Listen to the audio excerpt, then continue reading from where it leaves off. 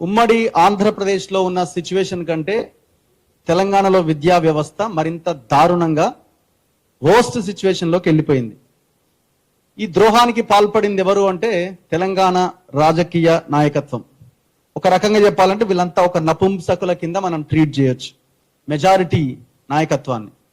లేకపోతే 10 సంవత్సరాల పోయిన గవర్నమెంట్, 2.5 సంవత్సరాల ఈ గవర్నమెంట్ సాధించిందేమీ లేదు. డేటా చాలా క్లియర్గా చెప్తున్నది. వెంకటరెడ్డి సార్ నాకు ఇచ్చిన రిపోర్ట్ ఇది, నాకు ఇంతవరకు దాకా నా చేతికి రాలేదు. పర్ఫార్మెన్స్ గ్రేడింగ్ ఇండెక్స్ కేంద్ర ప్రభుత్వం ప్రకటించిన లెక్కలు ఇవి. మళ్ళీ ఇప్పుడు ఇక్కడ కాంగ్రెస్ వాళ్ళు, బీఆర్ఎస్ వాళ్ళు, ఇది బీజేపీ ఇచ్చింది అనుకుంటారేమో. సెంట్రల్ గవర్నమెంట్ ఇచ్చిన రిపోర్ట్ ఇది, ఎవ్రీ ఇయర్ ఇస్తుంది. ఈ సెంట్రల్ గవర్నమెంట్ ఇచ్చిన రిపోర్ట్ సరిపోతుంది తెలంగాణలో అండ్ ఈ దేశంలో. ఎందుకంటే ఆడ మోదీ ఈ దేశం వెలిగిపోతుంది, దాన్ని ఆత్తోళ్ళు లేరు, అంత అద్భుతంగా వెలుగుతుందని ఆయన చెప్తున్నాడు కదా. సో ఆయనకు కూడా ఇది వర్తిస్తుంది. ఏ స్థాయిలో ఈ దేశంలో విద్యా వ్యవస్థ ఉంది అని చెప్పడానికి ఇంతకంటే నిదర్శనం ఇంకొకటి లేదు. ఇక్కడ మనం ఏ పొజిషన్ లో ఉన్నామంటే తెలంగాణ 2023-24తో కంపేర్ చేస్తే 24-25కి వచ్చేసరికి 26th పొజిషన్ లో ఉన్న మనం 28th పొజిషన్ లోకి వెళ్ళిపోయినాం. అంటే మొత్తం 36 రాష్ట్రాలు అండ్ కేంద్రపాలిత ప్రాంతాలు అన్ని కలుపుకుంటే లెక్కలు తీస్తే మన పొజిషన్ ఎక్కడ అంటే పోయిన 2023-24లో 26వ స్థానం ఉంటే 24-25కి వచ్చేసరికి 28వ స్థానంలో ఉన్నాం మనం. ఇప్పుడు ఈ ప్రభుత్వాలు, ఈ నాయకులు, మొత్తం సమాజం అంతా మన సిగ్గుతో తలదించుకోవాల్సిన పరిస్థితి. అంటే ఎక్కడ కూడా ఇవి ఏ ప్రమాణాలతో వీటిని చేయడం జరిగింది అని అంటే అన్ని రకాలుగా మౌలిక వసతులు, ఇన్ఫ్రాస్ట్రక్చర్, టీచర్స్, అన్ని రకాల కోణాల్లో ఎవ్రీ ఇయర్ ఇచ్చేటువంటి రిపోర్ట్ ఇది. సో ఇందులో ప్రధానంగా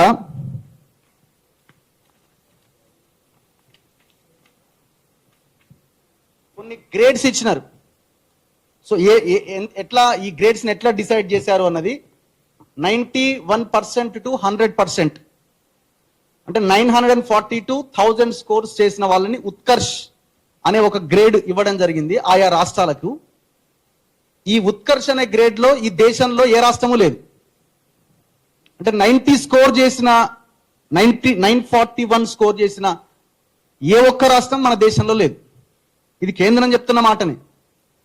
81 to 90%, అంటే 881 నుంచి 940 స్కోర్ చేసిన రాష్ట్రానికి ఉత్తమ్ 1 అనే ఒక గ్రేడ్ ఇచ్చారు.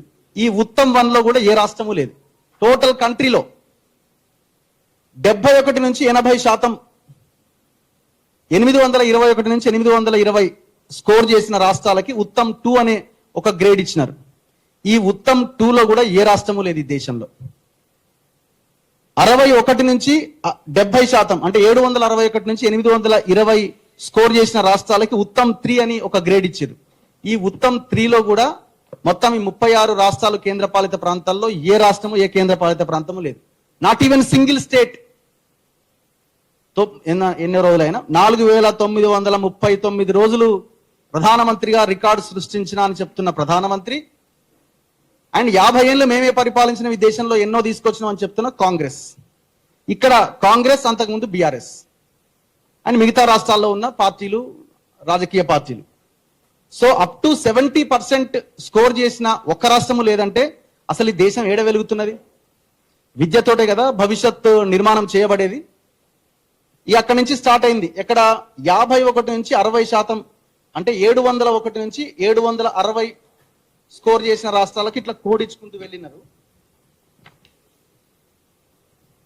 51 to 60% స్కోర్ చేసిన రాష్ట్రాలు చండీగఢ్ అండ్ పంజాబ్, ఒక 2 రాష్ట్రాలు ఈ జాబితాలోకి వచ్చినాయి. ఎంత? 51 to 60%. దాని తర్వాత 41 to 50% ఒక 6 రాష్ట్రాలు ఉన్నాయి. కేరళ, ఢిల్లీ, ఒడిశా, మహారాష్ట్ర అండ్ హిమాచల్ ప్రదేశ్. 31 to 40%, అంటే 581 మార్కుల నుంచి 640 స్కోర్ చేసిన రాష్ట్రాలు గోవా, సిక్కిం, అస్సాం, లక్షద్వీప్, హర్యానా, ఉత్తరాఖండ్, తమిళనాడు అండ్ గుజరాత్. 9 రాష్ట్రాలు ఉన్నాయి.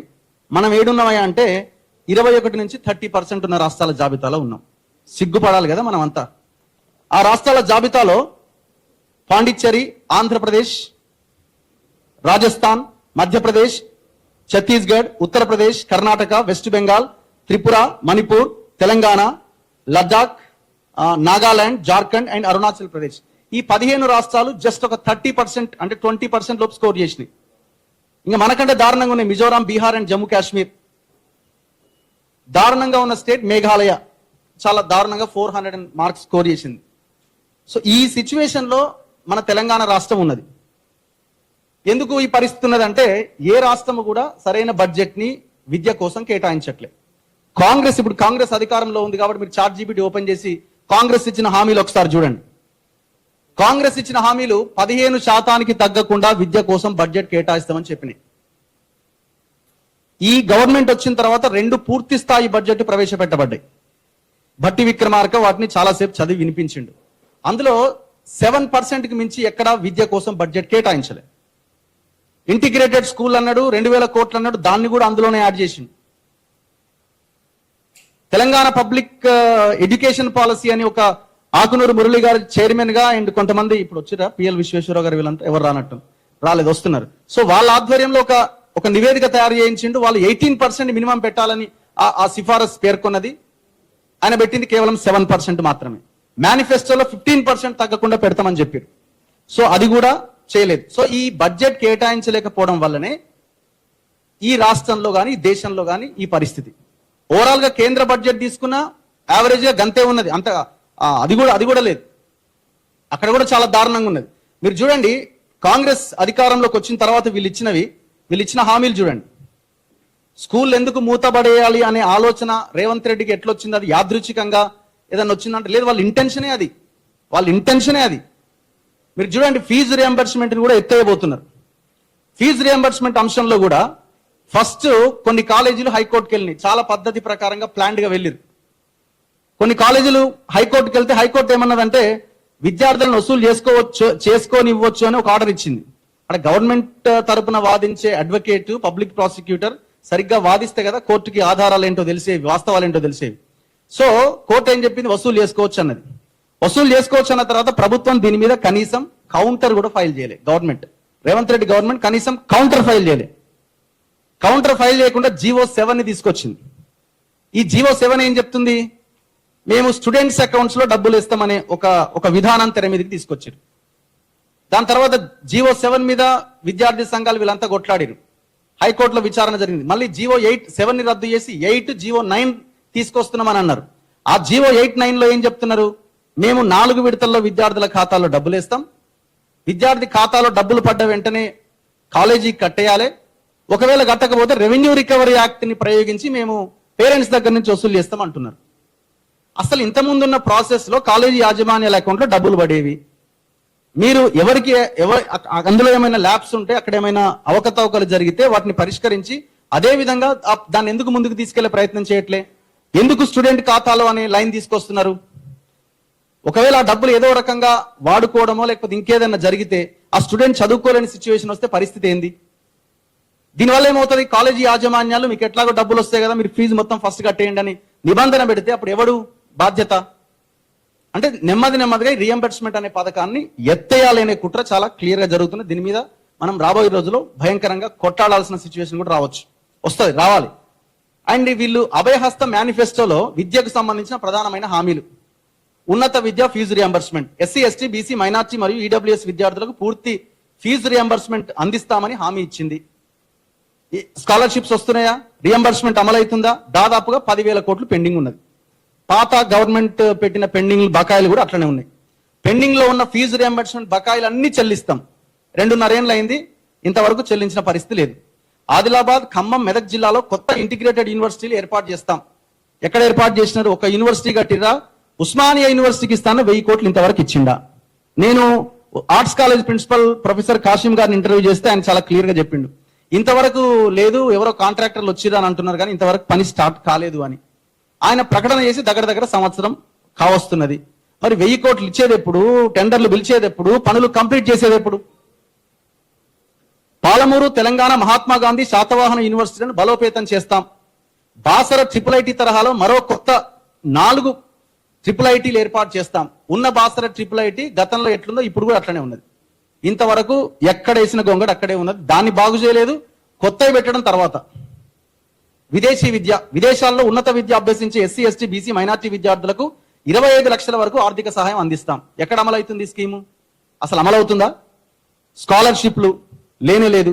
యువతులకు ప్రత్యేకమైన హామీ, ఎలక్ట్రిక్ స్కూటర్లు అందిస్తామని చెప్పారు, అమలు కాలే.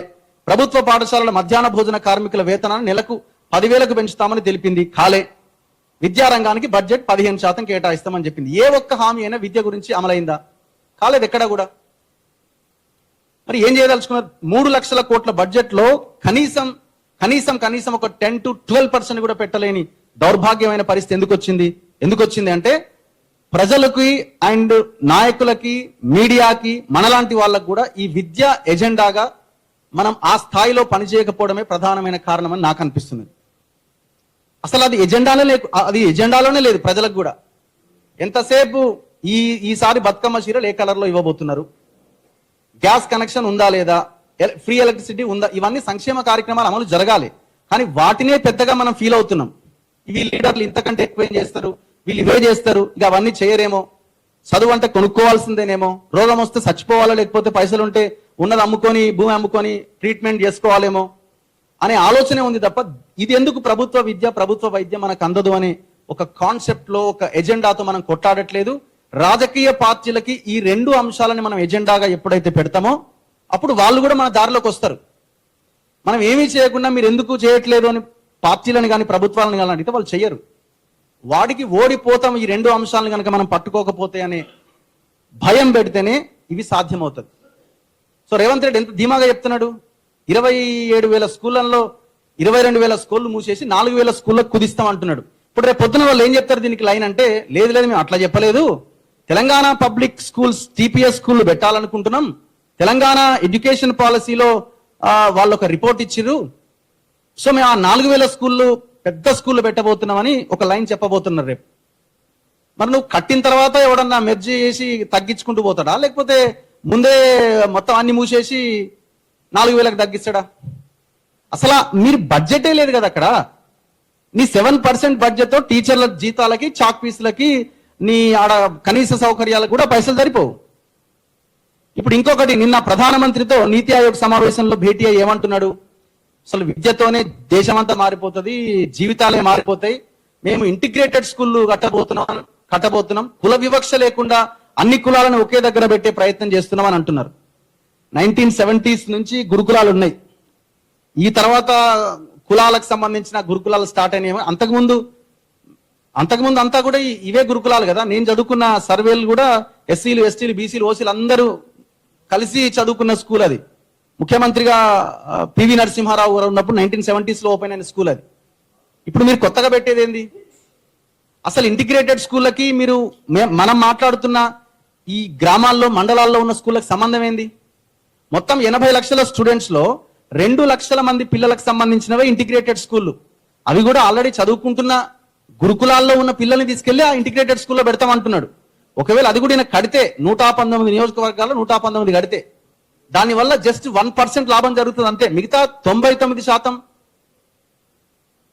గ్రామాల్లో, మండలాల్లో, జిల్లాల్లో ఉన్న ఈ స్కూళ్ళ నుంచే కదా జరగాల్సింది. సో కాబట్టి ఇది చాలా పెద్ద సబ్జెక్టు. అందరూ కలిసి కొట్లాడాలి, ప్రజల్లో ఇంకా అవగాహన పెంచాలి. ప్రజలు కూడా ఈ విద్యా వైద్యం అన్న అంశం మీద మాట్లాడినప్పుడే ఈ సమస్యకి పరిష్కారం దొరుకుతుంది. ఇది పోరాటం దిశగా ముందుకెళ్లాల్సిన అవసరం ఉందని నాకు అనిపిస్తుంది. థ్యాంక్ యూ, ధన్యవాదాలు.